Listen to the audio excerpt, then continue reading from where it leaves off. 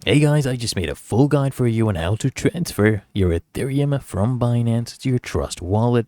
And this is going to be step by step. Now first open the Trust wallet. You can do this on your phone. Then go ahead and tap on Ethereum from your token list. Go ahead and tap on receive. And you can copy your Ethereum wallet address. Next, you log into Binance. You can open the Binance app or go to the Binance website, sign into your account, then go to withdraw. So you tap on wallet, go to your spot wallet, find Ethereum. Okay, you'll see a bunch of different tokens listed. Tap Ethereum and then go ahead and click on withdraw. Now you need to enter your transfer details. So paste your Trust wallet, Ethereum address in the address field.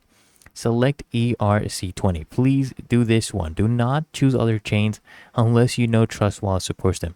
Just choose this one to be on the safe side. You don't want your money to be lost. Please, I'm emphasizing.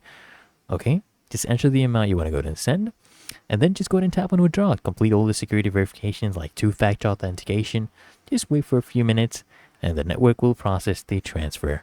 And it's really that easy and simple. So if you found this helpful, smash that like button and subscribe to Find Your Solution.